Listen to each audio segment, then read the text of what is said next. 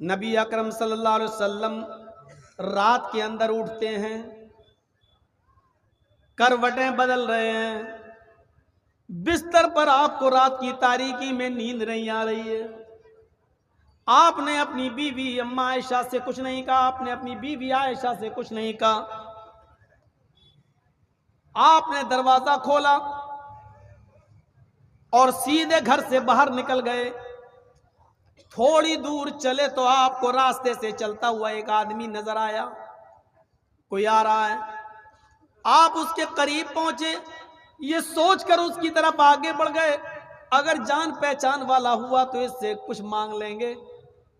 क्योंकि भूख की वजह से नींद नहीं आई, करवटें बदलता रहा और घर में खाने को आज मेरे कुछ नहीं रहा।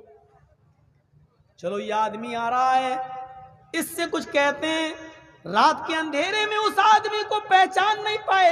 जब अल्लाह के नबी उसके करीब पहुंचते हैं तो क्या देखते हैं कि यह आदमी कोई और नहीं है, यह हजरत अबू बकर सिद्दीक रज़ी अल्लाह ताला अन्हु हैं, जो रात की तारीकी में बाहर निकले हैं।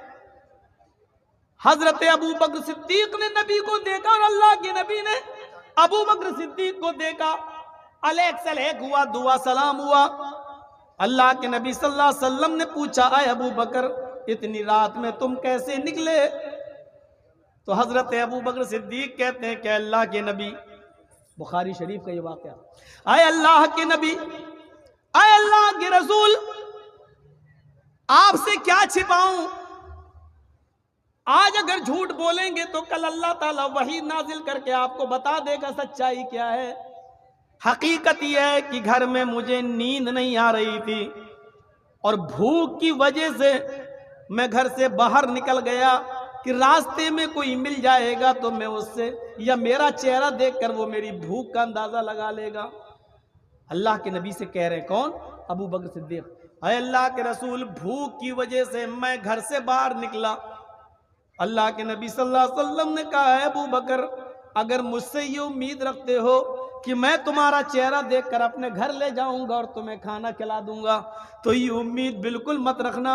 इसलिए कि तुम्हारे नबी को, तुम्हारे साथी को, तुम्हारे इस खलील को, इस दोस्त को, मोहम्मद रसूलुल्लाह सल्लल्लाहु अलैहि वसल्लम को भी भूख ने ही घर से बाहर निकाला है।